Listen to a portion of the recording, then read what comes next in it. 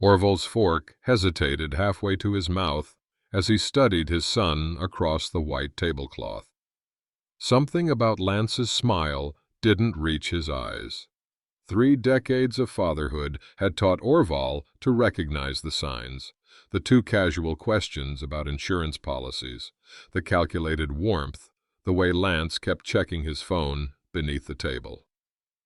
"Seattle agrees with you," Orville offered, though the city's perpetual gray seemed to have seeped into his son's demeanor since his last visit. "It's expensive," Lance replied, his gaze fixed momentarily on the restaurant's ornate ceiling before returning to meet his father's. "But worth it." The waiter refilled their water glasses, momentarily dispelling the strange undercurrent between them. Orville had flown 2,000 miles at his son's urgent request, expecting celebration or crisis, not this unsettling middle ground of practiced charm concealing something darker. Lance leaned forward. "Dad, we need to talk about money." Seattle's famous rain had taken a rare afternoon break, casting the city in an ethereal glow as Orville's taxi navigated through downtown. Mount Rainier loomed in the distance, its snow-capped peak visible through gaps between glass towers. The beauty contrasted sharply with the knot tightening in Orville's stomach since receiving Lance's urgent call 3 days ago. "Just past the market, please," Orville directed the driver, checking his watch. He'd arrived early, as was his habit, a lifetime of punctuality that Lance had never quite inherited. Orville's carry-on contained 3 checkbooks from different accounts, a precaution born from experience. Each of Lance's emergencies over the past decade had grown more expensive: college tuition left unfinished, a business venture that collapsed, the down payment for the condo in this neighborhood that now seemed suspiciously beyond his son's income. The taxi pulled up to a modern building with sleek lines and expansive windows. Lance stood outside, phone pressed to his ear, gesturing with the practiced confidence Orville recognized as his sales persona. Upon seeing the taxi, Lance ended his call abruptly, his face transforming into a smile that didn't quite reach his eyes. "Dad!" Lance embraced him with cologne-scented enthusiasm. "Right on time, as always." "Good to see you, son." Orville meant it, despite the worry. Something in Lance's manner, a tightness around the eyes, a certain brittleness to his laugh, suggested this wasn't a simple father-son reunion. "Let's drop your bag and grab dinner," Lance said, leading the way. "I've made reservations at Belltown Bistro. We have a lot to talk about." The unspoken tension between them hung like Seattle's perpetual cloud cover, present even when temporarily invisible. The restaurant struck the perfect balance between impressive and intimate, white tablecloths, strategically dim lighting, and prices that made Orville wince slightly as he scanned the menu. Lance had already ordered a bottle of Pinot Noir, pouring generously for both of them. "Business must be good if you're bringing me here," Orville observed, studying his son's expression. Lance's smile tightened. "It's been complicated. The Seattle market is ruthless. Your last email mentioned new clients." Orville took a careful sip of wine, waiting. "Some promising leads." Lance leaned back as their appetizers arrived, delicate plates of seared scallops that probably cost what Orville spent on groceries in a week. "How's the remodeling going? Still thinking about selling the house?" Orville recognized the deflection technique. "Almost finished. Your mother's garden is the only thing making me hesitate." He set down his fork. "Lance, you didn't fly me out here to discuss real estate values in Portland." Lance swirled his wine, suddenly fascinated by its movement. "No, I didn't." The waiter's timely arrival with their entrees postponed the inevitable. Orville watched Lance cut his steak with methodical precision, noting his son's expensive watch and tailored shirt, outward signs of success that didn't align with the tension radiating from him. "I'm in trouble, Dad." Lance finally broke the silence halfway through the meal. "Serious trouble." "Financial?" Orville asked, though he already knew the answer. "I made some investments, high-return opportunities." Lance's voice dropped. "Used leverage I shouldn't have. Then the market shifted." "How much?" Lance took a long drink of wine. $1.2 million. Orville's fork clattered against his plate. "Million? Dollars?" "I wouldn't ask if there were any other options." Lance's voice hardened with desperation. "These aren't bank loans, Dad. These are people who don't send collection notices. They send messages." "My God, Lance, what have you done?" The restaurant suddenly felt airless. "I don't have that kind of money. The house, my retirement, everything I own isn't worth that." "You have life insurance." Lance's eyes met his, calculation replacing desperation. "Mom's policy paid out when she died. There's your policy, too." The implication hung between them, monstrous and unspoken. "You can't be serious." Orville's voice barely rose above a whisper. "I'm talking about a loan against the policy," Lance clarified quickly, though something in his expression had already revealed too much. "I just need enough to buy time." Orville pushed his plate away. Appetite vanished. "This isn't like covering your college tuition or helping with a down payment. This is something else entirely." "So that's it? You'll let me drown?" Lance's charm evaporated, revealing the raw desperation beneath. "These people will find me, Dad. They'll hurt me. We need to go to the police." "That's not an option." Lance's fist crashed against the table, drawing momentary stares from nearby diners. He immediately composed himself, lowering his voice. "Just help me this one last time, please." They stood outside the restaurant. The argument having followed them through dessert, neither had touched, and a bill Lance had insisted on paying with a credit card Orville suspected was already maxed out. The night had grown cold, Seattle's lights reflecting off low-hanging clouds. Traffic passed in muted whooshes, pedestrians giving them wide berth as they sensed the tension between father and son. "I'll speak with my financial advisor," Orville finally said, watching his breath form clouds in the chill air. "There might be something we can do with a partial loan against the house, maybe liquidate some investments. Not millions, but perhaps enough to negotiate with these people." Relief flooded Lance's features, though something calculating remained in his eyes. "That's all I'm asking. Just help me get clear of this, and I swear I'll turn everything around." Promises Orville had heard before, in various forms, since Lance was 16 and needed money to fix the car he'd crashed.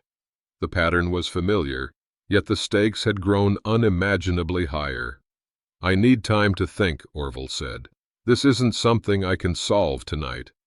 "Time is exactly what I don't have." Lance checked his phone, a flicker of something, fear, crossing his face at whatever he saw there. "Listen, there's a place nearby where we can talk more. The Emerald Tavern. Low-key, quiet." "I should get back to the hotel." Orville felt suddenly exhausted, the weight of Lance's troubles pressing down on him. "Just one drink." Lance's hand gripped Orville's arm, too tightly. "I need to explain some details about these investors. Information you should know before you make any decisions." Streetlights cast harsh shadows across Lance's face, momentarily transforming him into a stranger. The distance between them felt both vast and infinitesimal. His son, yet not the boy he'd raised.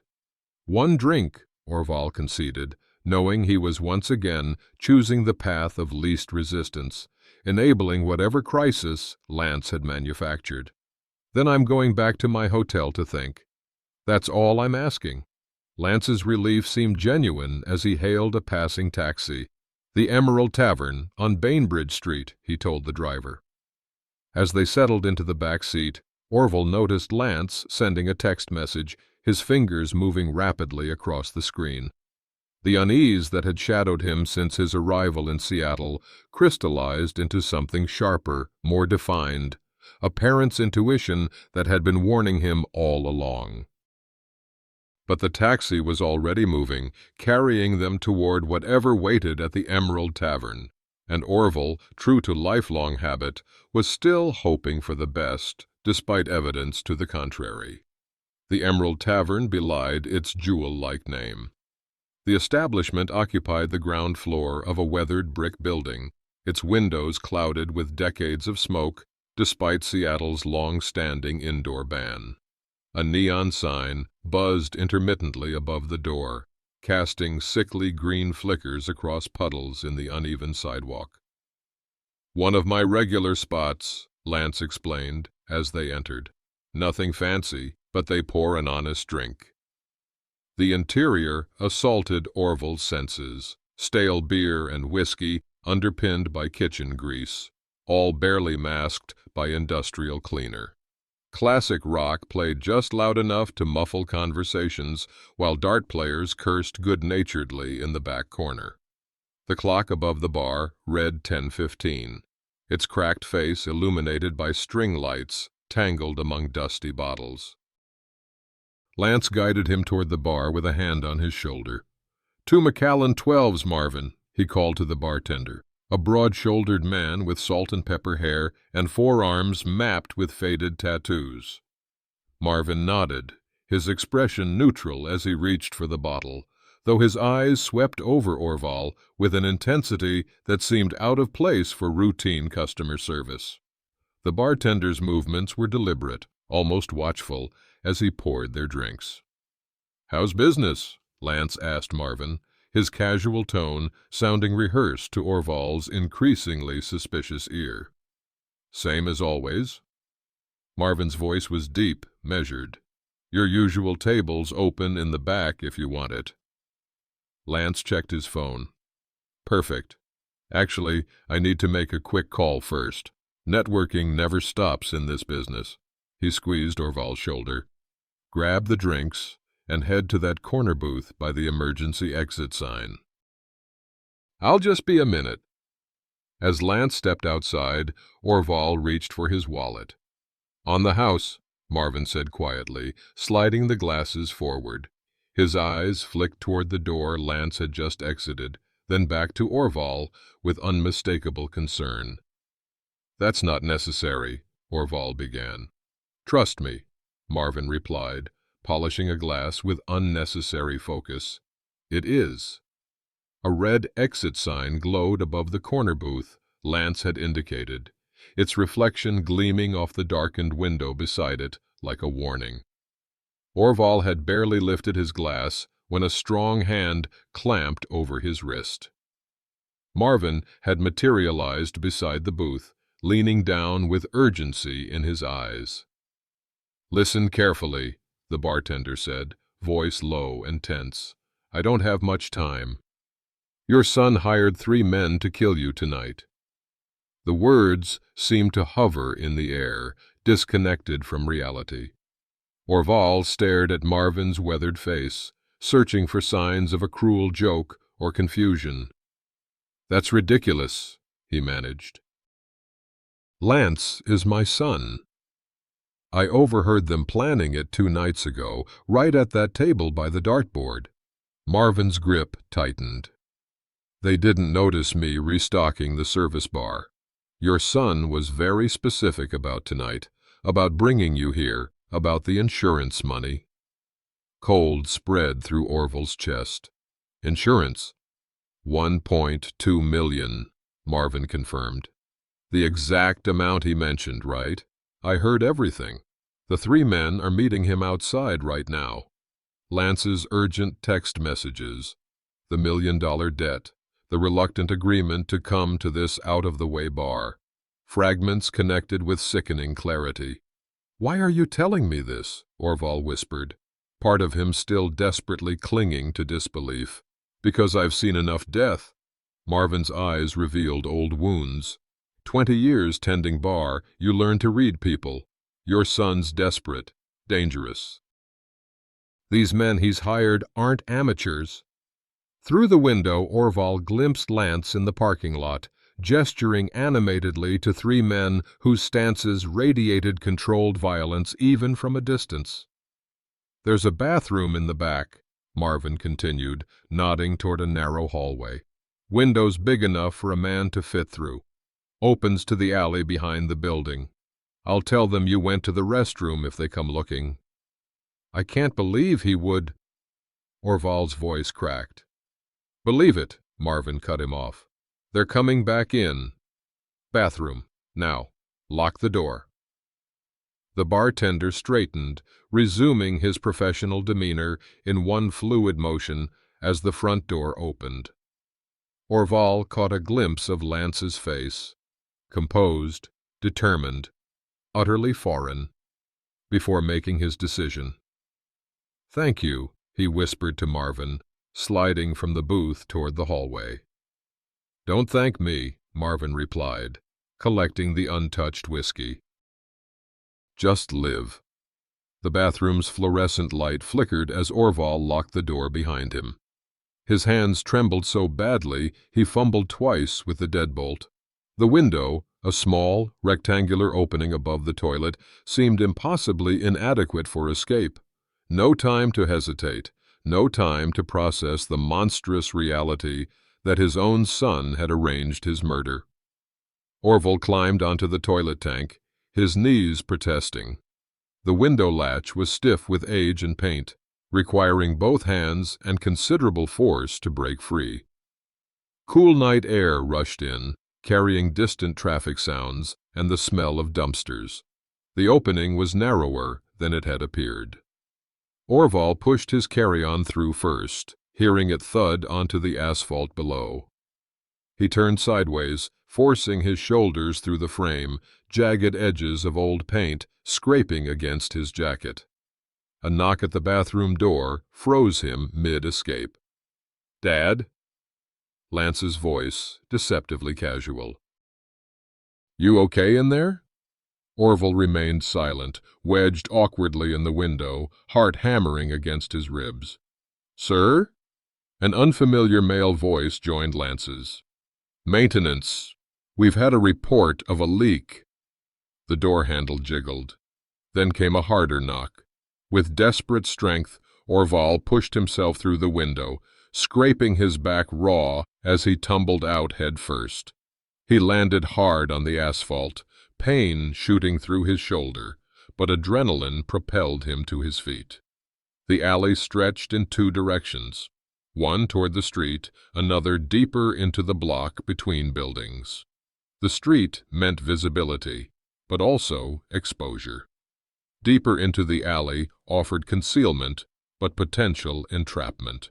Voices raised in alarm echoed from inside the bathroom, the door splintering. Orval snatched up his bag and pressed himself into the shadows along the building's edge, moving away from the street. He'd gone perhaps 20 yards when he heard the bathroom window scrape open behind him, followed by a flashlight beam cutting through the darkness. He flattened himself behind a dumpster, barely breathing, as heavy footsteps approached. The beam swept past his hiding place, hesitated, then continued down the alley. "He's not here," a gruff voice called. "Check toward the street." From his concealment, Orval could see the parking lot around the corner of the building. Lance stood beneath a security light, phone pressed to his ear, his expression a mask of controlled fury. The casual charm had vanished completely, replaced by something cold and calculating that Orval had never seen, or perhaps had refused to see, in his son's face before. "He knows," Lance was saying. "Find him." Tonight. Orval waited until the footsteps receded, then slipped deeper into the network of alleys behind the buildings, his world irrevocably transformed by a bartender's warning, and the truth about his son. Orval pressed himself deeper into the shadowed recess between a dumpster and the brick wall, his heart pounding so loudly he feared it might give away his position. The search for him had shifted toward the street, giving him a momentary reprieve. He drew in a ragged breath, trying to quiet his racing mind. Could there be some terrible misunderstanding? Some explanation beyond the unthinkable? Those desperate questions vanished when Lance's voice drifted clearly from around the corner. Orval inched forward, keeping to the darkness, until he could see the loading area behind the tavern. A single security light cast harsh shadows across the scene, Lance standing with 3 men beneath its unforgiving glare. "He's gone," said a stocky man in a leather jacket, his voice clinically detached. "Window was still warm. Can't have gotten far." "Find him," Lance replied, his tone chillingly composed. "The timing has to be tonight. The insurance policy has a 2-week verification period that starts tomorrow." The tallest of the men, thin-faced, with close-cropped gray hair, checked his watch. "This complicates things. Street killing looks different from a bar accident." "I don't care how it looks," Lance said, straightening his designer jacket. "Heart attack, mugging gone wrong, hit and run. I need him dead before morning. That was our arrangement." Orval's knees nearly buckled. The words, spoken in his son's familiar voice, but utterly foreign in their callousness, confirmed everything Marvin had warned him about. "Your third payment is contingent on completion," the third man spoke, his face hidden in shadow. "Not complications. You'll get your money when I get mine." Lance's voice hardened. $1.2 million in life insurance once the old man's gone. Nothing's changed except the location." "Everything's changed," the stocky man countered. "We're exposed now. Bartender might have tipped him off. Marvin, he minds his own business." Lance dismissed the concern with a wave. "Probably just bathroom issues. Dad's getting old." "We'll find him," the tall man concluded, checking something in his jacket. The brief movement revealed the unmistakable outline of a holstered weapon. "Split up. 2 taking the streets, 1 staying with you. When we find him, we finish it clean." They began mapping out a search pattern, street names and landmarks that Orval recognized from his brief stay in Seattle. The clinical detachment of their planning, as if discussing a business strategy rather than a murder, made the betrayal even more devastating. Orval eased backward, careful not to disturb the gravel underfoot. Everything in him wanted to confront Lance, to demand how his son could transform from the boy he'd raised into this cold-blooded stranger. But survival instinct overrode that impulse. These men were professionals, and they were hunting him now. Once safely beyond earshot, Orval moved with purpose through the maze of back alleys, putting as much distance as possible between himself and the Emerald Tavern. Rain had begun falling again, a fine Seattle mist that collected on his jacket and plastered his thinning hair to his scalp. "Think," he commanded himself, the word escaping as a visible puff in the cold night air. "Think clearly." The hotel was compromised. Lance would check there first. Credit cards could be traced. His phone might be tracked. Every assumption about safety had to be discarded. At the mouth of the alley, Orval paused behind a parked delivery truck, surveying the street beyond. Late-night pedestrians hurried past, hunched against the rain, while taxis cruised for fares. Ordinary life continuing while his had shattered beyond recognition. He patted his pockets, taking inventory. Wallet, with about $200 cash, hotel key card, phone, and identification. The essentials for normal travel, but dangerous breadcrumbs for killers. Turning off his phone was the first priority. He powered it down completely, knowing Lance would try calling soon to locate him. The hotel keycard went into a storm drain. No returning there. His carry-on contained nothing irreplaceable. Portland. The word formed in his mind with surprising clarity. Home ground. Nearly 4 hours by car, but he couldn't risk the airport with its cameras and ID requirements. A bus terminal appeared 2 blocks ahead, its illuminated sign a beacon in the misty darkness. Orval checked his watch. 10:47 p.m. Late, but not too late for interstate bus service. He walked briskly toward the terminal, forcing himself to maintain a casual appearance despite the urge to run. Inside, he scanned the departure board. Last bus to Portland, 11:20 p.m. 33 minutes. At the ticket counter, Orval paid cash. "One way to Portland," he said, voice steadier than he expected. "Name?" asked the clerk, fingers poised over her keyboard. A heartbeat's hesitation. "Robert Johnson," he replied, offering the first generic name that came to mind. The clerk barely looked at him, tired at the end of her shift. "Boarding in 25 minutes, gate 7. Orval took the ticket, turning toward the waiting area while scanning for security cameras. They'd eventually trace him here, but by then he'd be long gone. He'd raised a son who wanted him dead for money. The thought sent a fresh wave of anguish through him, but grief would have to wait. Survival came first. The motel room on Portland's eastern outskirts wasn't much. Faded floral bedspread, laminate furniture bearing water rings from countless glasses, a television at least 15 years old.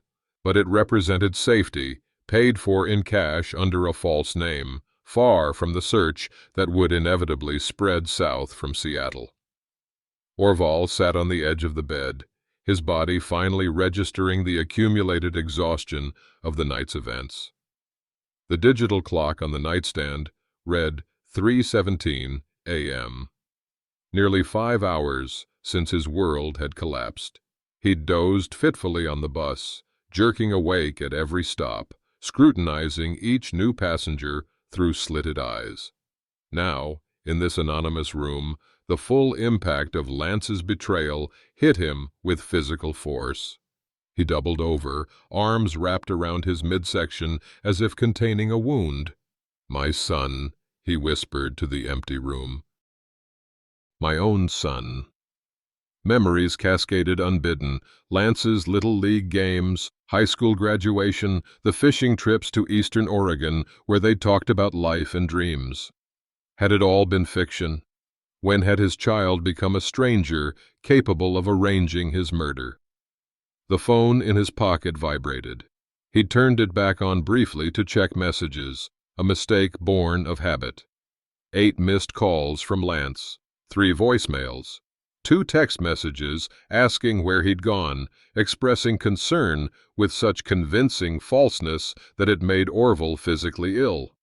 He should discard the phone entirely, but something stopped him. Evidence, perhaps, or the lingering disbelief that still searched for alternate explanations despite what he'd witnessed with his own eyes. The room's ancient heater rattled to life, startling him from his thoughts. Outside, pre-dawn traffic had begun filtering onto the interstate, early commuters heading into Portland's city center. Life continuing its predictable patterns while his had been rendered unrecognizable. Orval moved to the window, parting the curtain slightly to watch the headlights flowing west. Something about their steady procession steadied him, reminded him that beyond this nightmarish situation, normal existence continued. His phone vibrated again, Lance calling a 9th time. Orval let it ring, watching the name flash on the screen. Not just his life at stake, he realized suddenly. Lance had mentioned complications to his hired killers, frustration at delayed plans. A desperate man with dangerous associates wouldn't simply abandon his scheme. An image of Lucinda, Lance's wife of 3 years, rose in his mind. Quiet, bookish Lucinda, who'd always seemed slightly bewildered by her husband's extravagant lifestyle. Did she know what Lance had planned? Was she complicit, or, more likely, another potential victim if Lance's financial desperation escalated? The first clear sense of purpose since his escape formed in Orville's mind. He couldn't undo Lance's betrayal or heal his own shattered trust, but he could warn Lucinda before she became another casualty of his son's moral collapse. Orville moved away from the window, his grief temporarily channeled into resolute focus. He would rest for a few hours, then begin planning how to protect the innocent from a danger they didn't yet recognize. Orville sat hunched at the small desk in his motel room, a notepad before him illuminated by the harsh desk lamp. The digital clock on the nightstand blinked 1:43 a.m. in glaring red numerals that seemed to mock his sleeplessness. Each minute that passed was another minute of safety, another minute to think. The notepad contained calculations and fragmented thoughts, a scattered map of his unraveling life. One column listed financial facts: his life insurance policy, $1.2 million, the exact figure Lance had mentioned, his home equity, roughly $340,000, retirement accounts, approximately $780,000. Numbers that represented decades of careful saving, now reframed as the price on his head. Orville's pen hovered over these figures, then added a note. Policy incontestability period, 2 weeks. The insurance agent's explanation, when he'd updated the policy last year, came back with painful clarity. 2 weeks from filing a claim before the money would be released. Lance's urgent timeline suddenly made sense. "I paid for my own murder," Orville whispered to the empty room, the irony almost too much to bear. He'd increased his coverage after Margaret's death, wanting to leave something substantial for Lance, the son who now couldn't wait for natural inheritance. Orville pushed away from the desk and moved to the window, parting the curtain just enough to survey the deserted parking lot. Every headlight on the nearby highway sent a spike of adrenaline through his system. Rational thought told him they couldn't have traced him here yet, but primal fear overrode logic. He returned to the desk, flipping to a fresh page in the notepad. This one became a timeline, reconstructing Lance's descent into financial desperation. The investment firm job that seemed too successful too quickly, the expensive condo, Lucinda's designer clothes at family gatherings, the hints of high-return opportunities that now revealed themselves as probable gambling or other high-risk ventures. All those times he'd helped Lance financially, believing each would be the last. All those times he'd ignored Margaret's gentle warnings about enabling their son's poor decisions. "He just needs to find his footing," Orville had insisted. Now those words haunted him. A car door slammed somewhere outside, and Orville froze, pen suspended above paper. After a moment, footsteps passed his door and continued down the walkway. Just another motel guest. He exhaled slowly, realizing he'd been holding his breath. The clock now read 2:17 a.m. In the harsh desk light, his reflection in the mirror looked like a stranger. Haunted eyes, disheveled hair, the map of wrinkles deepened by exhaustion and grief. The phone vibrated again, Lance's name illuminating the screen for the 12th time since dawn. Orville watched it dance across the motel desk, making no move to answer. The clock radio showed 7:36 a.m., early for Lance, who'd never been a morning person. The repeated calls betrayed his desperation. When the vibrating stopped, a text message appeared. "Dad, please call me. I'm worried sick. Where did you go last night?" The concern would have seemed genuine if Orville hadn't witnessed the truth with his own eyes and ears. He picked up the phone, not to respond, but to document. Each call, each message was evidence of Lance's attempted manipulation, perhaps useful later, though Orville wasn't yet sure how. Another text arrived. Police won't file missing persons for 24 hours. If you're upset about our conversation, I understand. Let's talk it through.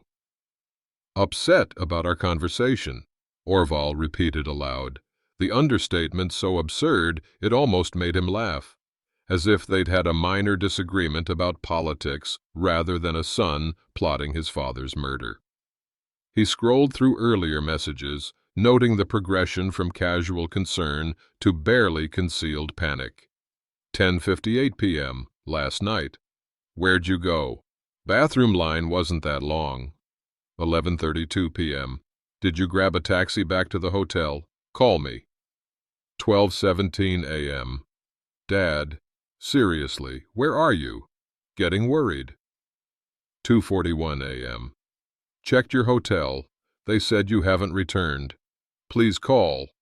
Each message a performance for potential investigators who might later examine the phone records. Each call an attempt to locate his escaped target. The phone vibrated with a new call. Orville nearly rejected it automatically, then froze when he saw the name. Lucinda. Not Lance this time, but his wife. His thumb hovered over the accept button. Was she part of the plot? Or was Lance using her phone to trick him into answering? The call went to voicemail. Seconds later, a text from Lucinda's number appeared. Orville, Lance is frantic. Please let us know you're safe. The us caught his attention.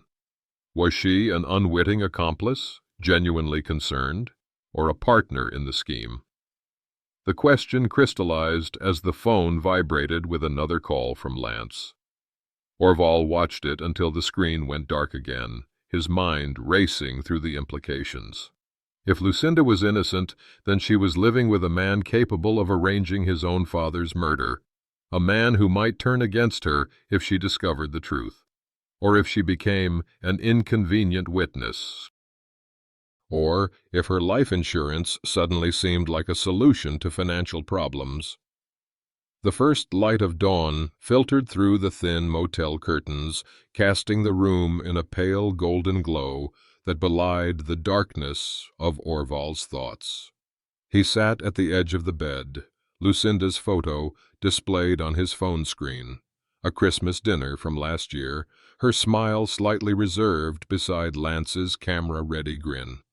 Orville had always found her difficult to read, quiet, intelligent, with an observer's detachment that made her hard to know.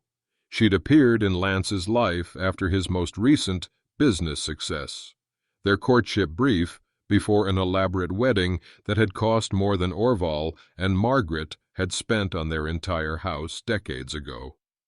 Had Lance married her for love, or for her family's connections, for companionship, or as another prop in his carefully constructed facade of success?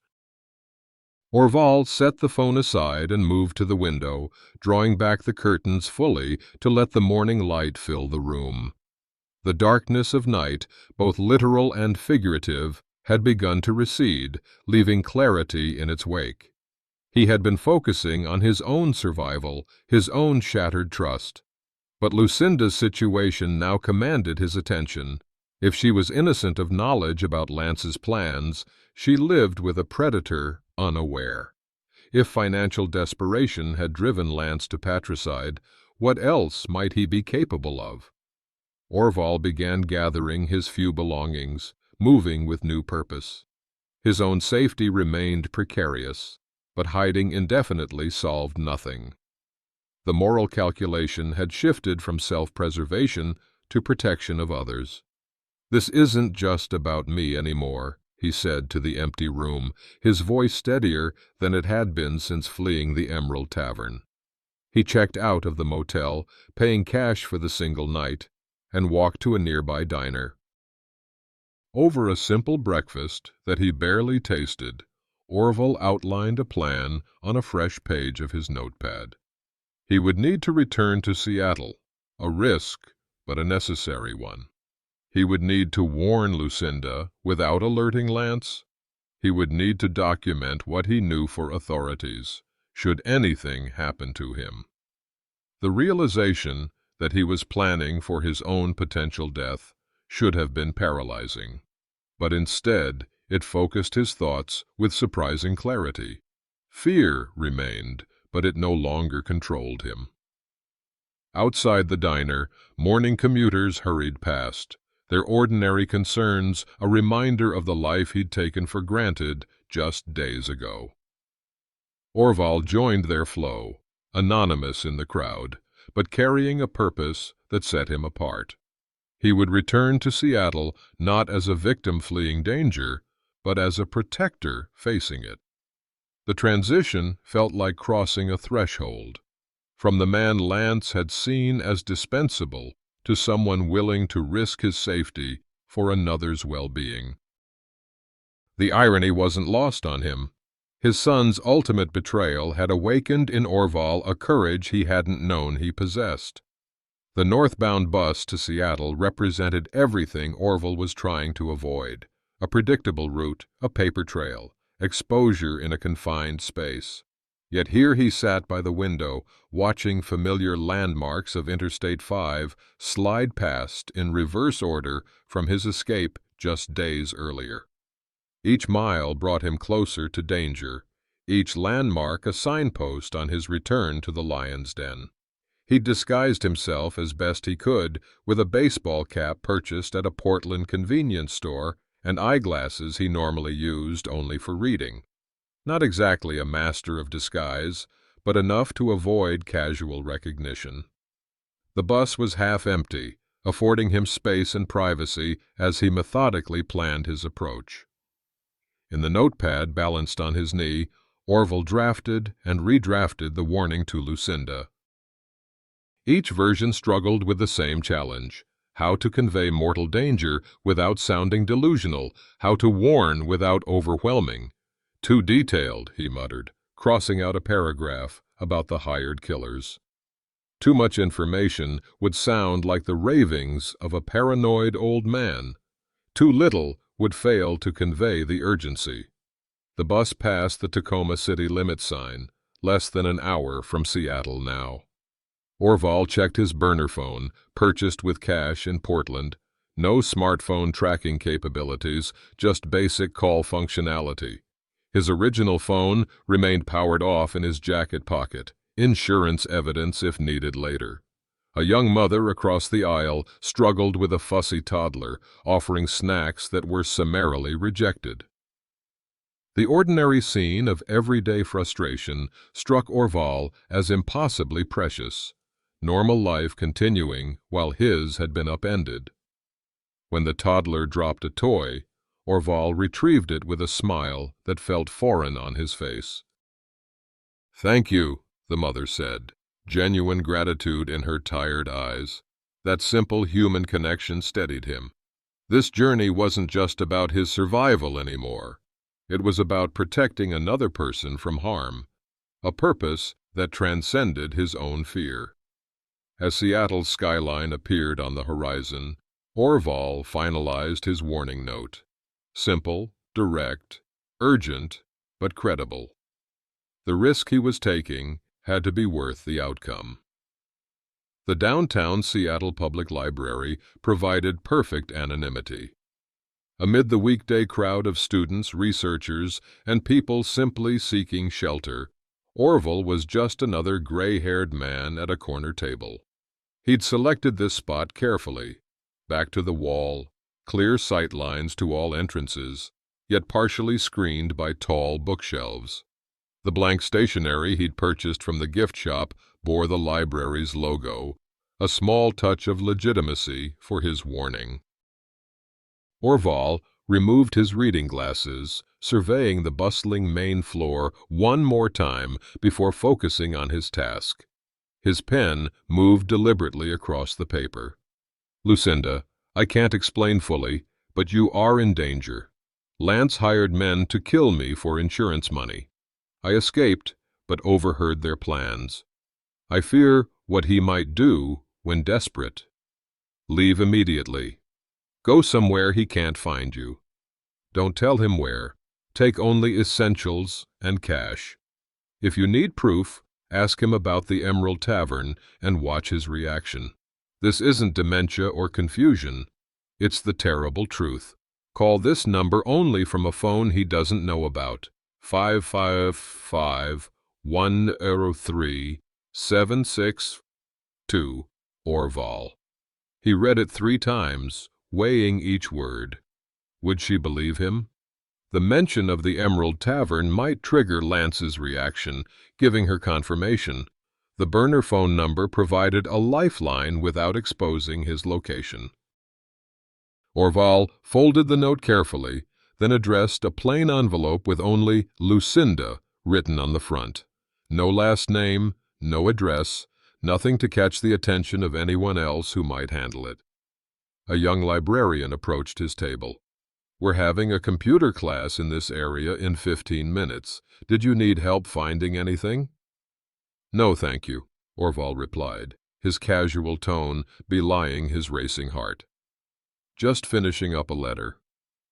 As she moved away, Orval slipped the envelope into his jacket pocket and gathered his things. The library clock read 2:17 p.m. Lance would likely be at his office downtown. Lucinda, who worked from home as a graphic designer, would probably be alone at the house. The timing had to be perfect. Deliver the warning and disappear before Lance returned.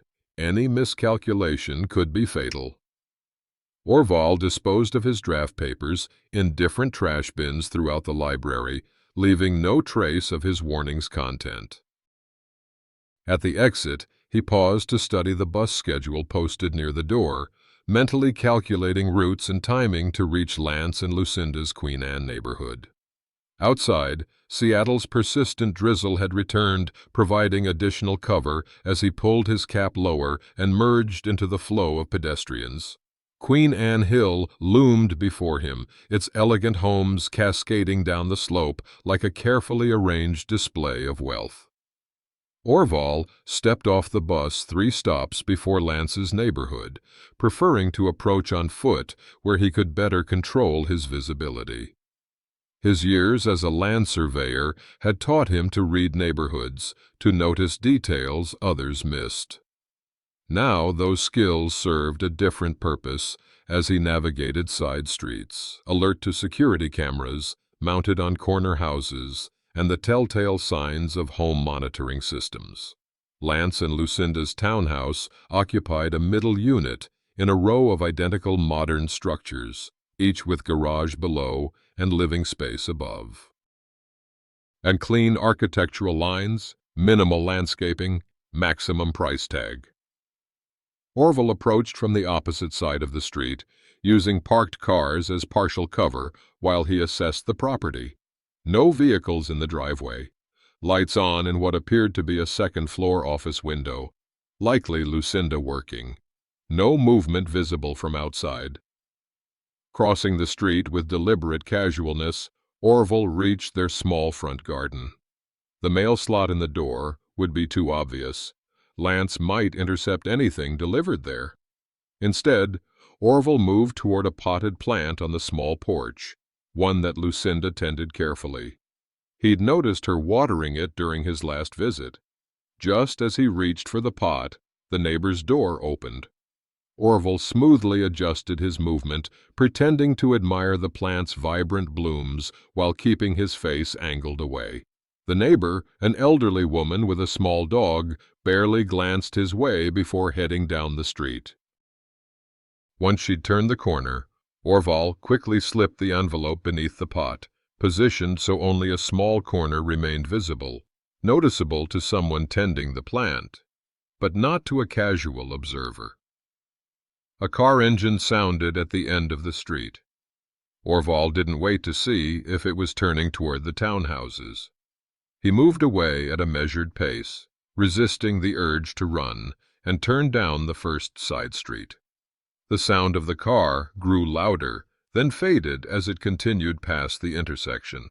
Orval ducked into a small neighborhood park, taking a winding path that offered multiple exit points while keeping him beneath the cover of mature maple trees.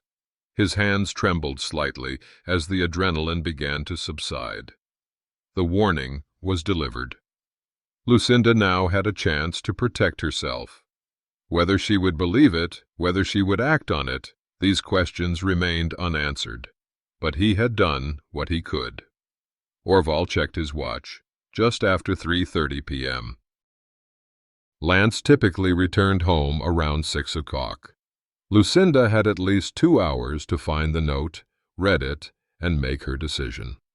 As he emerged from the far side of the park, Orval felt a curious lightness despite the danger. For the first time since fleeing the Emerald Tavern, he had acted rather than reacted. He had risked his safety for someone else's protection. Whatever happened next, that choice had restored something essential within him.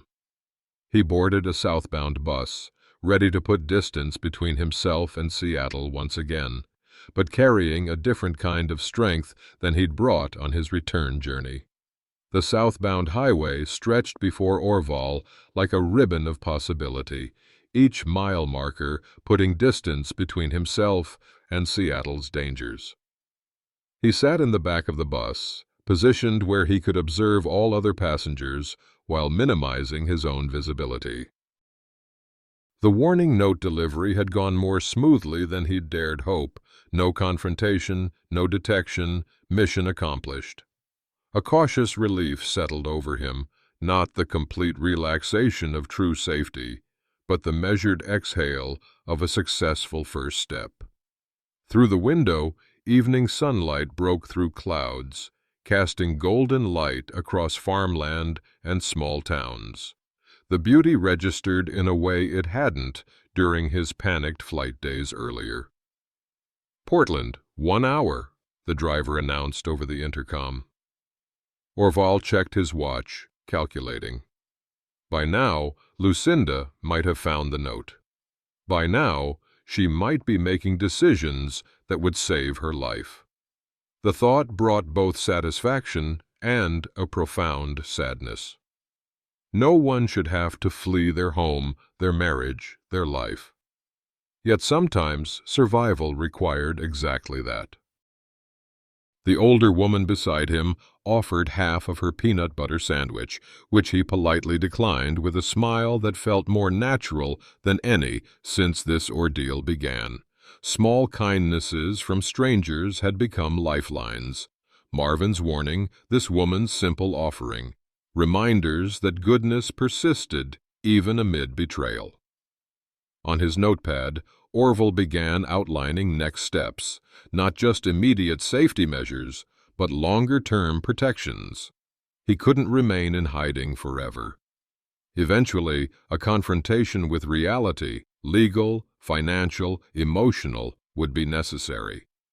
A text alert from his burner phone disrupted his planning. He tensed, then relaxed, seeing it wasn't a call but a weather advisory for Portland. Heavy rain expected overnight. The ordinary notification reminded him that normal life would continue, despite his personal upheaval. By the time Portland's city limits appeared, Orval had sketched a framework for reclaiming his life. The journey from Seattle represented more than physical distance. It marked his transformation from reactive victim to strategic survivor. Home felt both familiar and foreign. Orval moved through his Portland house with heightened awareness, checking locks and sight lines instinctively. The answering machine blinked with 17 messages. The number itself told a story of Lance's escalating desperation. Orval pressed play, notebook ready, documenting each as potential evidence. "Dad, it's Lance. Where are you? We had dinner plans, remember?" Casual, conversational. Recorded the night of his escape from the Emerald Tavern. "Dad, this is getting ridiculous. Call me back." Irritation creeping in. "Look, if you're upset about the money discussion, we can figure something out. Just call me. False reasonableness masking growing panic. Orval transcribed key phrases, noting timestamps and tone shifts. By the 8th message, Lance's voice had lost its polished control. The police won't do anything yet. They think you're just taking some space. But I know something's wrong. Where the hell are you? Fear and anger intertwined. The 12th message raised the stakes. I'm driving down to Portland tomorrow if I don't hear from you. This isn't like you. The final message, left just an hour ago, revealed a new strategy. Dad, I'm worried about your mental health. You've been under stress since Mom died. If you're having episodes, we can get help. Please call me. I love you. The calculated pivot to concern about his mental state, laying groundwork to discredit him if he reported the murder plot, sent a chill through Orval. Lance was thinking several moves ahead, creating a narrative of an unstable, grieving father. His cell phone rang, Lance's name flashing on the screen. For the first time, Orval felt no impulse to answer, no pull of parental obligation. The boundary was clear, the psychological cord severed by Lance's own actions. He let it ring through to voicemail, then played the message on speaker, recording it on his second phone as evidence. Dad, I just spoke with Dr. Harmon. Lance's voice projected measured concern. He agrees your behavior is concerning. Disappearing, possible paranoid thoughts. We're worried about you. Orval's mouth tightened. Dr. Harmon was his former physician, retired 2 years ago. Another fabrication, but a convincing one to outsiders. Each manipulative message strengthened Orval's resolve. The son he'd raised was using every emotional lever, every psychological tactic to locate and control him. But recognition of these tactics was its own form of immunity. Orval silenced the phone, but didn't turn it off. Each desperate communication now served his purposes rather than Lance's. Orval's home office had always been a space of order and precision, reflecting his surveyor's mindset. Now it became command central for his protection strategy, its walls mapped with documents and timelines like one of his old project sites. At the desk where he'd once balanced family budgets and planned vacations, he now organized evidence of his son's betrayal. The voice recordings, transcribed messages, and timeline of events formed the foundation. His own detailed account of the Emerald Tavern warning and overheard murder plot provided the framework. Financial protection first, he murmured, reviewing his assets. The life insurance policy that had motivated Lance's murder plot needed immediate attention. A call tomorrow would change the beneficiary designation, not out of vengeance, but necessity. Orval pulled his estate planning documents from the filing cabinet, spreading them across the desk. The will, power of attorney, healthcare directive, all named Lance in positions of trust and authority, all needed revision before any confrontation occurred. On a legal pad, he outlined priorities.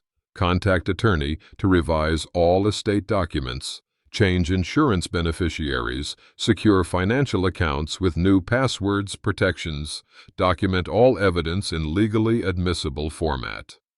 Prepare police report, but hold until timing strategic. Establish communication protocol if Lucinda responds.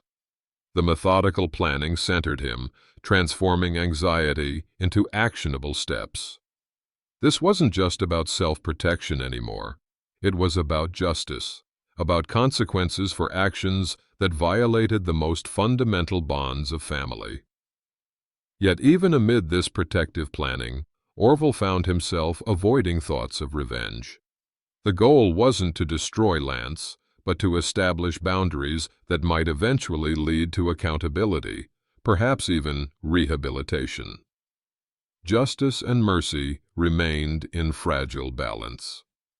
Orval reached for his address book, thumbing to the section marked L for lawyers. Elizabeth Chen had handled Margaret's estate with compassion and precision. She would understand both the legal and emotional complexities of this situation. As he dialed her office number to leave a message requesting an urgent appointment, Orval felt a certainty that had been absent since this ordeal began. The path forward wouldn't be easy or clean, but it would be principled. It would reflect the values he'd tried to instill in his son, values Lance had rejected, but that remained Orval's compass. "Elizabeth, this is Orval Hamilton," he said, when the voicemail prompted. "I need to speak with you about an urgent matter involving my safety and my estate. Please call me as soon as possible." He hung up, adding one more item to his list. 7. Begin reclaiming my life. Because while Lance had shattered trust, he hadn't destroyed Orval's capacity for rebuilding. That realization itself was a form of victory. Orval was reviewing his legal notes when the burner phone rang. The unfamiliar number made him hesitate. Few people had this number, and none should be calling at 9:43 p.m. He let it ring twice more before answering cautiously. "Hello? Orval?" A woman's voice, measured and quiet. "It's Lucinda." His breath caught. Of all possible callers, Lucinda was simultaneously the most hoped for and most concerning. Had she found his note? Or was Lance using her phone? Or worse, forcing her to call? Yes. He kept his response neutral, revealing nothing. "I found your note." Her voice dropped even lower.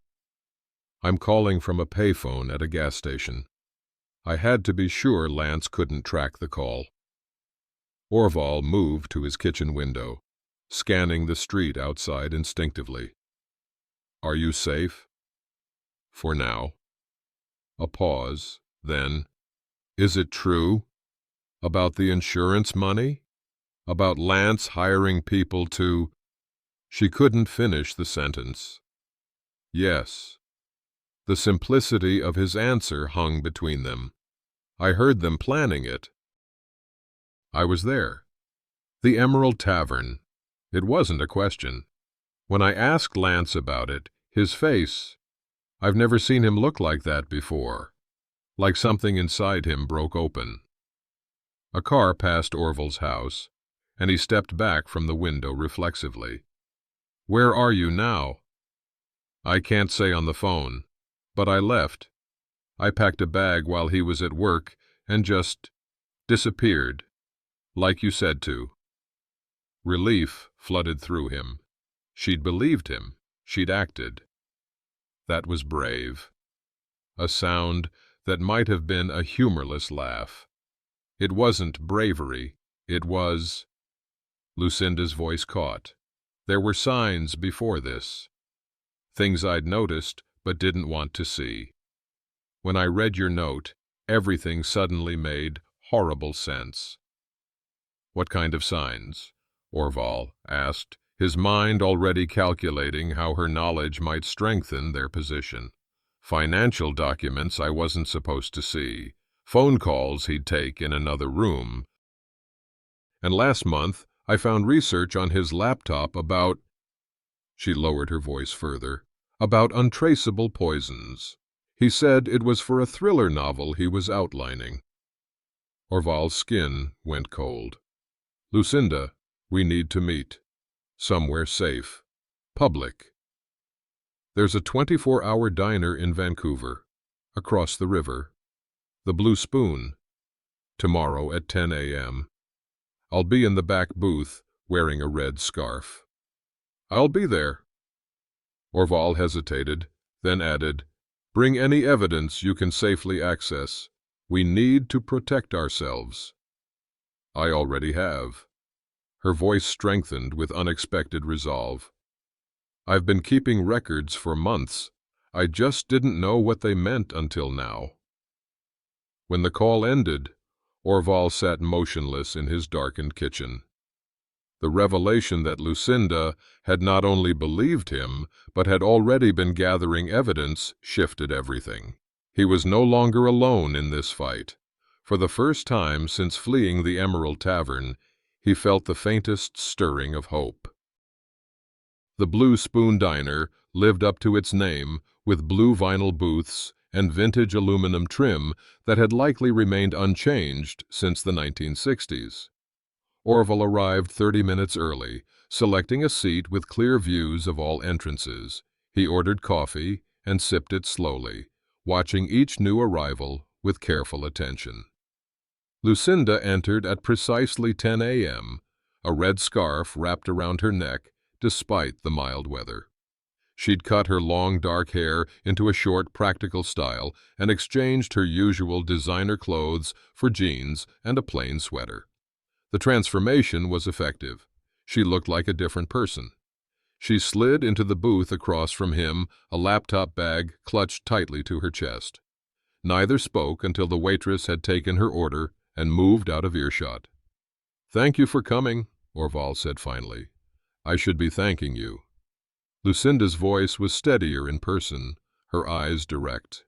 "Your warning saved my life." "I'm certain of it. What made you so sure I was telling the truth?" "This." She opened her laptop bag and removed a flash drive, sliding it across the table. 3 months ago, I found financial documents showing Lance had taken out additional life insurance policies on both of us. Mine was for $750,000. Yours was for $1.2 million. Orval's coffee cup froze halfway to his lips. "Both of us?" When I confronted him, he said it was standard estate planning, that his financial advisor had recommended it. She twisted her wedding ring, still on her finger, Orval noted. "But I work in design, not finance, so I started paying attention, documenting things." "Like what?" "Bank statements showing massive withdrawals, conversations with people he wouldn't name. And then," she lowered her voice, "I found a document on his laptop, a timetable with both our names. Mine was scheduled for next month." The implications settled like lead in Orval's stomach. He was planning to kill both of us, in different ways, different times, to avoid suspicion. Lucinda's composure cracked slightly. "I copied everything I could find. It's all here." She reached into her bag again and pulled out a manila folder. Credit card statements showing payments to people with criminal records. Email threads with references to taking care of the old man problem. Text messages about timing and alibis. "How did you get access to all this?" Orval asked, leafing through the meticulously organized evidence. "Lance thinks I'm technologically inept."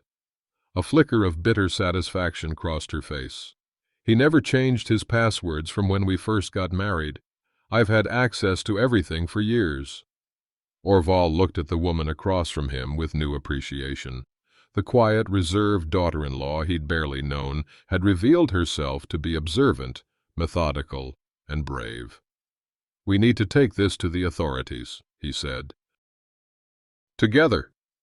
Lucinda nodded, her eyes meeting his with shared purpose. "I've already spoken with a detective." Informally. He said with both of us providing evidence, and with these documents, we have a case. For the first time, Orval realized they weren't just survivors of Lance's betrayal, they were witnesses, and together they were formidable. They moved their strategy session to a small conference room in the Vancouver Public Library, where Lucinda had reserved a 2-hour block under a false name. The space offered privacy and resources, a whiteboard, reliable internet, and most importantly, safety in a public building with security cameras. Orval spread their combined evidence across the table, his timeline and recordings on one side, Lucinda's financial documents and digital evidence on the other. Together, they formed a comprehensive picture of Lance's calculated plan. The detective suggested a coordinated approach, Lucinda explained, uncapping a marker to write on the whiteboard. We need to file police reports simultaneously in both jurisdictions, Portland and Seattle. And we need protection while this unfolds, Orval added. Lance will realize what's happening once he's questioned. Lucinda nodded. The detective mentioned emergency restraining orders. We file those first, then the criminal complaints. She began mapping out a timeline on the board, her design background evident in the clear, organized presentation. We need statements from Marvin at the Emerald Tavern. He's our independent witness.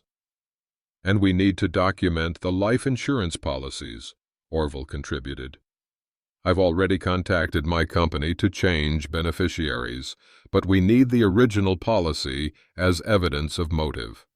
Working together, they constructed a methodical approach to justice, one that prioritized safety while building an irrefutable case. When Lucinda suggested they create digital backups of all evidence stored in multiple secure locations, Orval recognized her foresight. You've thought this through carefully, he observed. I've had 3 months of suspicion and 2 days of absolute certainty. Her expression was resolute. I've had time to plan. They discussed practical matters next, secure living arrangements during the legal process, financial resources, communication protocols. Lucinda had already established a new identity online with secure email and banking details untraceable to her former life. What happens after? Orval asked as their planning neared completion. After Lance is held accountable? The question hung between them, both tactical and deeply personal. Justice without vengeance, Lucinda said finally. He needs to face consequences, but I don't want to become like him in the process. Orval nodded, recognizing his own thoughts reflected in her words. And we ensure he can't harm anyone else. We'll need to heal too, Lucinda added, her professional composure softening momentarily. Both of us. As they gathered their evidence, Orval felt the weight of isolation lifting. What had begun as a solitary flight from death had transformed into a partnership built on shared purpose. They were no longer just victims of Lance's betrayal, but architects of a response that honored truth and justice. Tomorrow morning, Orval confirmed their timeline. We meet with the detectives at 9 a.m. Lucinda extended her hand across the table, a formal gesture that carried unexpected meaning.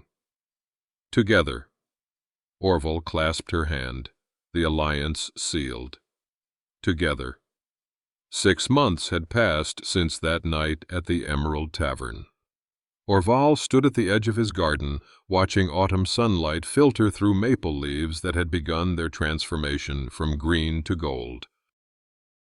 The raised beds Margaret had designed years ago now flourished under his renewed attention.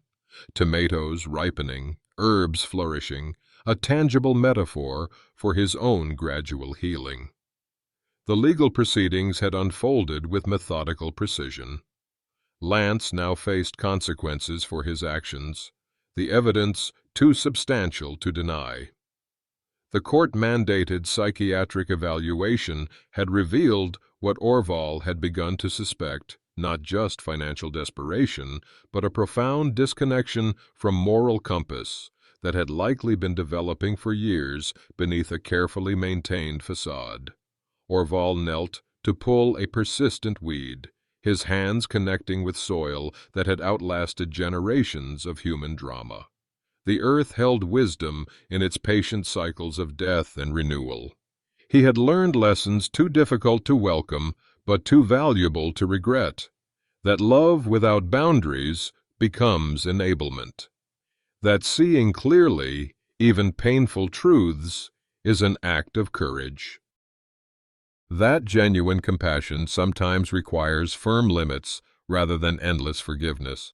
Most surprisingly, he discovered that betrayal doesn't necessarily destroy faith in humanity. For every Lance, there was a Marvin willing to risk involvement to save a stranger. For every calculated deception, there was a Lucinda demonstrating quiet courage and integrity. Their monthly coffee meetings had evolved into a friendship neither had anticipated. Two people connected not by blood, but by shared experience and mutual respect. They spoke rarely of Lance, focusing instead on rebuilding lives defined by choice rather than reaction. Orval gathered tomatoes into his basket, appreciating their simple perfection. He would share some with his neighbor, an elderly widow who had brought him soup during those first difficult weeks. Small connections, freely chosen, had replaced the obligatory ties that had bound him to unhealthy patterns. The path forward remained complex. Lance's eventual release would require new decisions, new boundaries, but Orval no longer feared that future. He had learned to trust his own discernment, to value clarity above comfortable illusion. Some wounds never fully heal, but they can transform into a different kind of strength, like broken bones that mend stronger at the fracture point. Orval carried this hard-won wisdom now, not as a burden, but as a light that might perhaps guide others through their own darkness toward unexpected grace.